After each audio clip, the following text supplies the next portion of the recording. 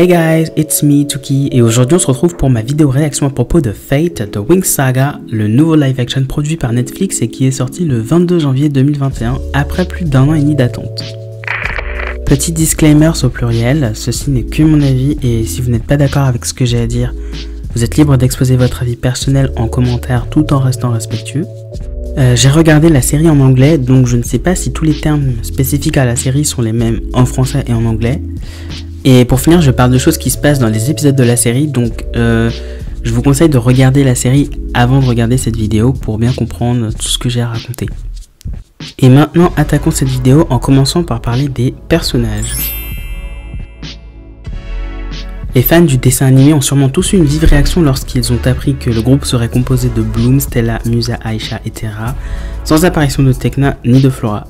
Alors personnellement, je n'ai pas apprécié ce choix non plus, puisque Tecna a toujours été ma fée préférée, mais au final, je me suis pas mal attaché au personnage de Terra, et je n'ai pas non plus ressenti trop de manque par rapport à l'absence de Tecna.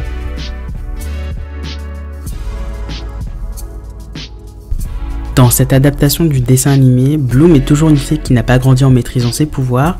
Par contre, la différence qu'il y a avec le dessin animé, c'est que dans le dessin animé, elle ne savait pas qu'elle avait des pouvoirs magiques avant l'apparition de Stella, alors que dans la série, on sait qu'elle avait pleine connaissance de sa magie, puisqu'elle raconte dans le premier épisode le drame qu'elle a causé et qui a causé de graves brûlures à sa mère. Alors, par rapport à la dimension plus sombre qu'il voulait apporter au Wings Club, je pense que c'est un bon élément ajouté et je trouve aussi que ça donne un peu plus de profondeur au personnage de Bloom qui accepte du coup de venir à Alphea uniquement parce que Miss Darling lui a promis de lui apprendre à contrôler sa magie, alors que dans le dessin animé elle y va un peu par hasard et parce que Stella lui en a mis plein les yeux lors de son combat contre le troll.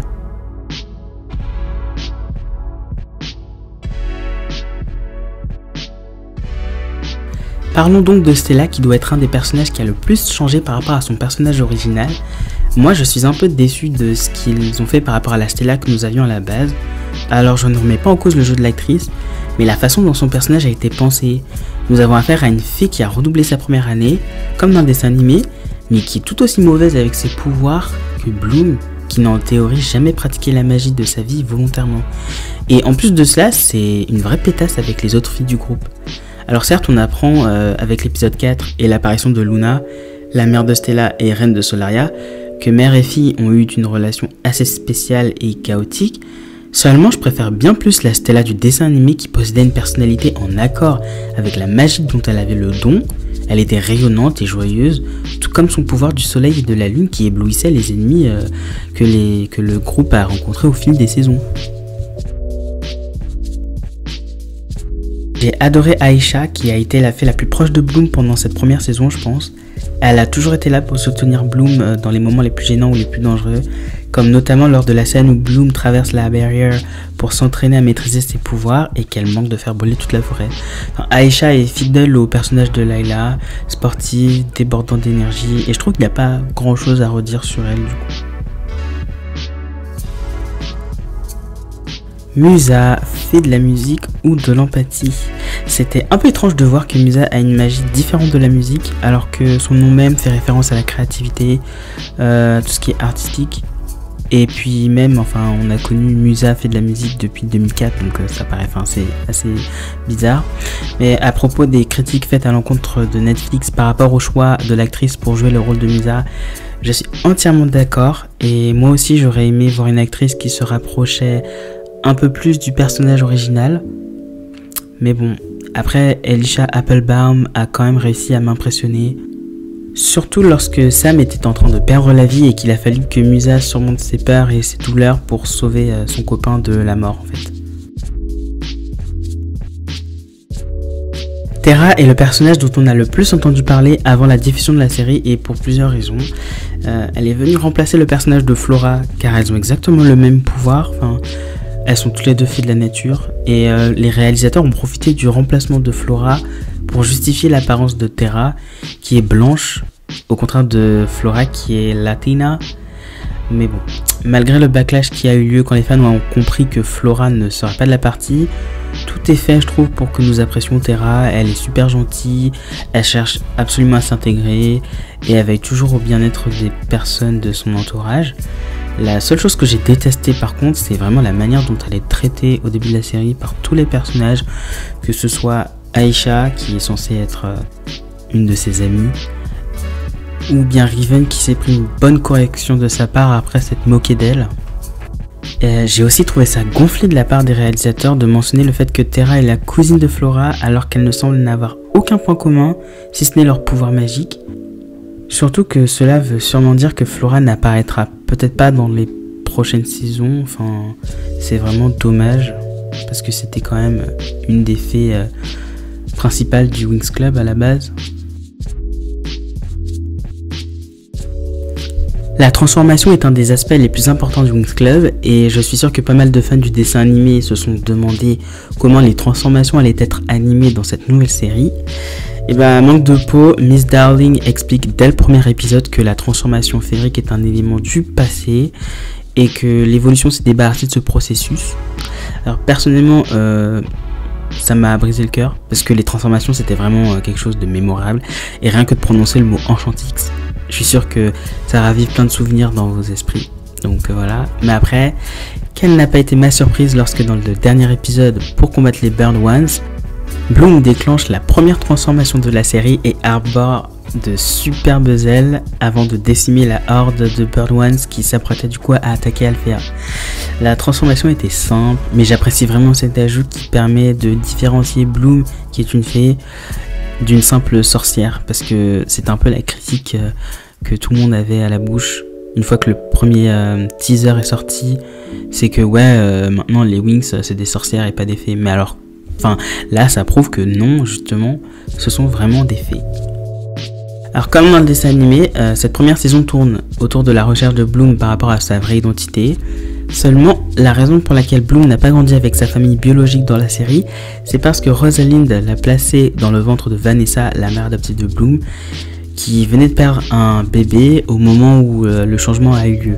Et du coup, Rosalind a effectué cette action après les événements qui ont eu lieu à Asterdale, et cela signifierait que Bloom est originaire d'Asterdale comme Beatrix, et pas de Domino. Et cela aussi fait que Bloom est considéré comme une changeling dans The Other World. Et on comprend vite que c'est un qualificatif assez spécial et qu'il est plutôt rare d'en rencontrer même dans la dimension magique. Beatrix est un personnage intéressant et je pensais que ça allait être la grande méchante de la saison, mais si j'ai bien compris du coup c'est Rosalind qui a ce rôle là. Même si c'est difficile à comprendre je trouve, car c'est Rosalind qui permet à Bloom de puiser au plus profond d'elle-même pour exprimer sa magie. Du coup, Beatrix me fait penser aux Trix, puisque son nom c'est littéralement Beatrix, mais aussi parce qu'elle est un peu une sous-fifre de Rosalind, comme les Trix l'étaient par rapport à Valtor, Lord Darkar ou Tritanus. J'aurais aimé voir des Trix aussi diaboliques que dans la saison 1 du dessin animé, car au-delà de tout ça, le scénario n'est pas mauvais, mais je trouve qu'il manque un peu de combat. Est-ce que vous vous rappelez de la bataille finale dans la saison 1, où on a un vrai combat entre Bloom et Icy, et puis même des créatures de l'ombre invoquées par les Trix qui attaquent Althea sans répit. L'ambiance était colorée et pailletée, pourtant c'était un combat où les fées affrontaient les sorcières jusqu'à ce que mort s'en suive. Et du coup, le seul parallèle que j'ai réussi à me faire dans ma tête, c'est que Rosalind représente les 3 sorcières ancestrales et que Beatrix représente les Trix et que les Bird Ones sont les créatures de l'ombre invoquées par les Trix dans la saison 1. Mais après, je sais que ça n'a pas vraiment de sens et qu'il faut arrêter de comparer tout au dessin animé, mais c'est plus fort que moi du coup. Parce que je trouve que c'est assez différent de ce qui se passe dans le dessin animé, mais ça rappelle pas mal de choses quand même. Et puis, les Bird Ones cherchent à attraper Bloom, un peu comme les Trix ont cherché à voler les pouvoirs de Bloom dans la saison 1. Voilà quoi. Est-ce que c'est normal que Althea soit l'établissement de tout le monde, où sont passées la Fontaine Rouge et la Tour Nuage? Par exemple, Beatrix est une fée, si j'ai bien compris, et pourtant elle a tout d'une sorcière. Et pourquoi aussi est-ce qu'il y a un triangle amoureux entre Bloom, Sky et Stella? Enfin, j'avoue que c'était assez bizarre à regarder, surtout quand on sait que dans le dessin animé, chaque fée avait son spécialiste. Enfin,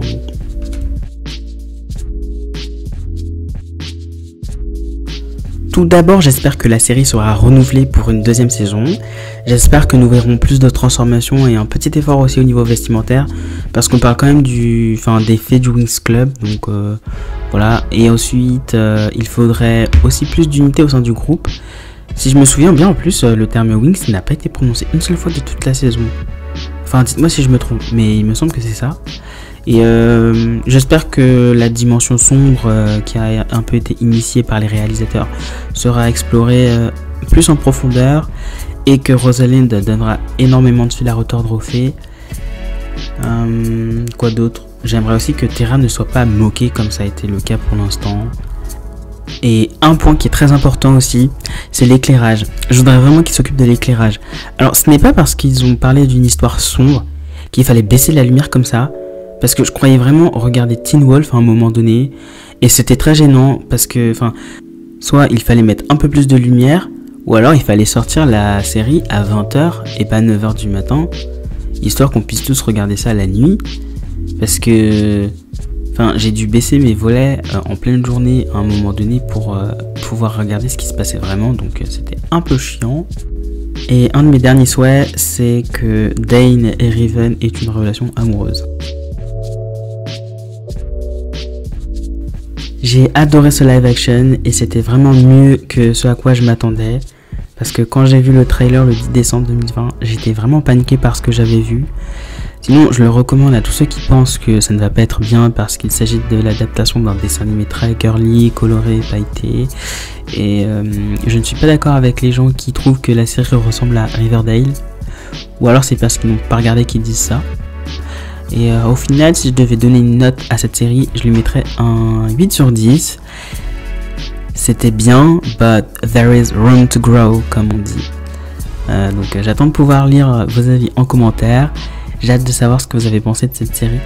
En tout cas, c'est tout pour moi. Si la vidéo vous a plu, lâchez un pouce bleu et abonnez-vous. En attendant, prenez bien soin de vous et je vous retrouve dans la prochaine vidéo. Salut!